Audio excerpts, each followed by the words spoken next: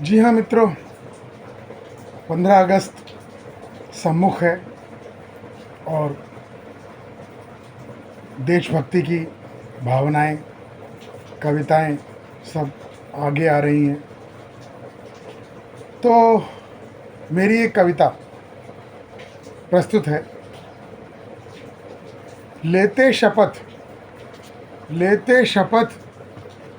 हर साल सभी, लेते शपथ हर साल सभी 15 अगस्त 26 जनवरी को, लेते शपथ हर साल सभी 15 अगस्त 26 जनवरी को, भारत माता को आँच ना आए सींचेंगे इस फुलवारी को, भारत माता को आँच ना आए सींचेंगे इस फुलवारी को। पर अगले ही दिन सब ताक पे रखकर जुट जाते मनमानी को। ऐसा होता है, सबके साथ ऐसा होता है, मैं कह नहीं सकता हूँ, लेकिन अधिकतर लोग, या मतलब देखा गया है, इसलिए बोल रहा हूँ। लेते शपथ हर साल सभी 15 अगस्त 26 जनवरी को, भारत माता को आँच ना आए सींचेंगे उस फुलवारी को। अगले ही दिन सब ताक पे रखकर जुट जाते हैं मनमानी को। कब तक ये ढोंग दिखाएंगे झुठलाकर सही कहानी को। जो सही कहानी है, अपना जो भी सही भाव है वो प्रकट करना चाहिए। देशभक्ति है तो हमेशा के लिए है, 365 दिन, सातों वार, 24 घंटे। देशभक्ति है तो है, हमेशा के लिए है। सन 47 का जज्बा था। सन 47 यानी कि 1947 के पहले एक जज्बा था। सन 47 का जज्बा था, इतनी जल्दी काफूर हुआ। सन 47 का जज्बा था, इतनी जल्दी काफूर हुआ, जैसे ऐसे सन 50 तक अमली जामा मंजूर हुआ। मतलब रिपब्लिक डे मनाया गया, संविधान बनाया गया, तो 26 जनवरी 1950 में संविधान लागू हुआ। सन 47 का जज्बा था, इतनी जल्दी काफूर हुआ, जैसे तैसे सन 50 तक अमली जामा मंजूर हुआ। अपना जब शासन तंत्र बना, अपना जब शासन तंत्र बना, अपनी चिंता सबको छाई। मैं अक्सर बड़े लोगों की बात कर रहा हूँ, नेता लोगों की बात कर रहा हूँ। अपना जब शासन तंत्र बना, अपनी चिंता सबको छाई। क्षेत्रवाद, क्षेत्र, जाति, भाषा, मजहब, दीवार बने भाई भाई। भाई सच्चाई है, ये सच्चाई है कि हमें आज़ादी मिली 2 टुकड़ों में, और आज उसके 3 टुकड़े हैं। अफ़गानिस्तान तो बहुत पहले ही अलग हो चुका था। तो अपना जब शासन तंत्र बना, अपनी चिंता सबको छाई। क्षेत्र, जाति, भाषा, मजहब, दीवार बने भाई भाई। अलगाववाद के मुद्दे पर, अब धीरे धीरे आगे क्या हुआ, अलगाववाद के मुद्दे पर आतंकवाद की हवा चली। कुछ लोगों ने मजहबी उन्माद में आकर आतंकवाद से अपना प्रसार करना शुरू किया। जैसी मैं बार बार बोलता हूँ, लुटेरी मानसिकता, लूट लो। अरे लूटने से आदमी कभी अमीर नहीं बनता है, बरकत आती नहीं है, ये मैं लिख के देता हूँ। लेकिन ठीक है, जिसको लगता है, उन्होंने देख लिया सिकंदर क्या लेके गए, बाबर, हुमायूं, इनका परिवार, बहादुर शाह जफ़र का परिवार आज कलकत्ता में रिक्शे चला रहा है। तो प्रॉस्पेरिटी नहीं आती है जब तक आप परजीवी होंगे, मेहनत से ही प्रॉस्पेरिटी आती है। अलगाववाद के मुद्दे पर आतंकवाद की हवा चली। गिरवी रखकर ईमान धर्म, गिरवी रखकर ईमान धर्म, सौदेबाजों ने चाल चली। गिरवी रखकर ईमान धर्म, सौदेबाजों ने चाल चली। काला धन जमा किया, स्विस बैंकों ने चांदी छानी। अपना पैसा स्विस बैंक में जमा कर लो। ये इंडिया में ही नहीं हुआ, पाकिस्तान में भी हुआ, बांग्लादेश में भी हुआ, और बहुत से कंट्री में होता है। स्विस बैंक में पैसा जमा कर दो। भक्षक बन गए राष्ट्र के, रक्षक भक्षक बन गए राष्ट्र के, ना बेशर्मी की सीमा जानी। मतलब ऐसे लोग चंद हैं, लेकिन असर बहुत भारी होता है, क्योंकि बुराई वायरस की तरह फैलती है और अच्छाई धीरे धीरे धीरे। जब भ्रष्टाचार मिटाने को जन आंदोलन उग्र हुआ, जब भ्रष्टाचार मिटाने को जन आंदोलन उग्र हुआ, सत्ता विपक्ष की मिली भगत से सूत्रधार ही नष्ट हुआ। अब सूत्रधार आप जानते हैं,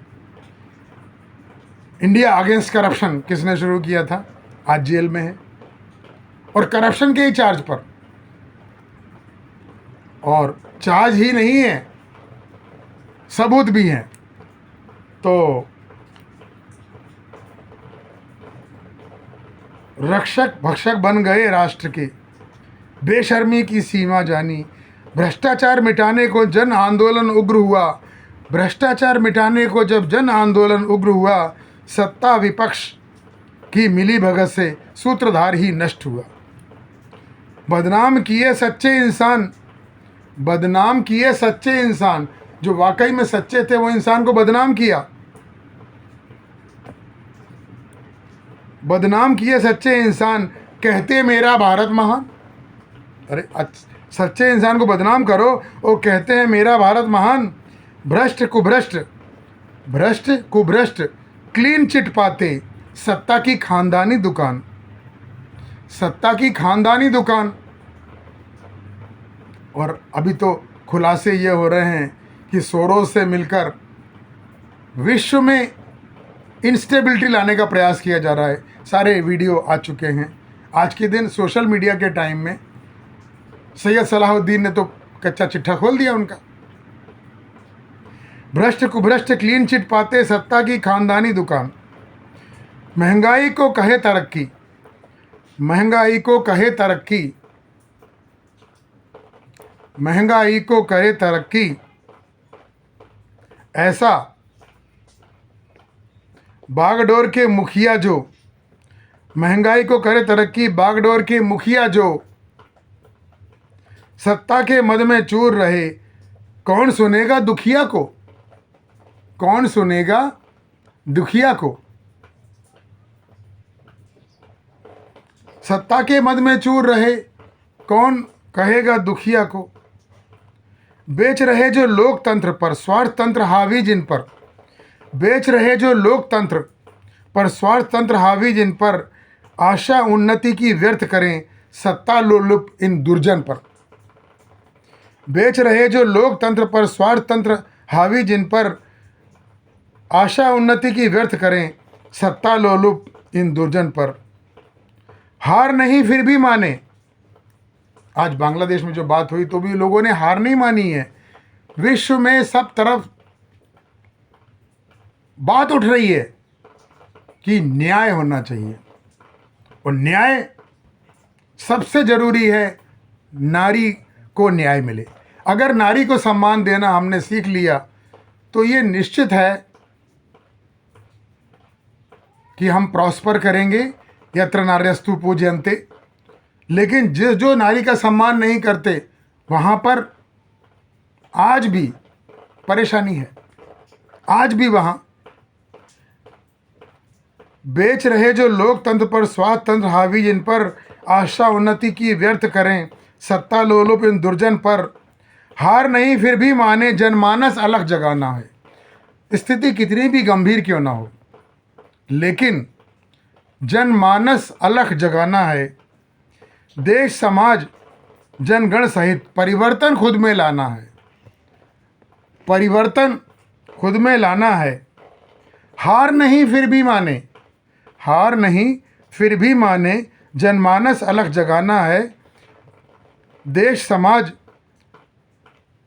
जनगण सहित परिवर्तन खुद में लाना है। तभी शपथ होगी पूरी, तभी शपथ होगी पूरी। हम जो शपथ ले रहे हैं 15 अगस्त 26 जनवरी को, शपथ तभी पूरी होगी,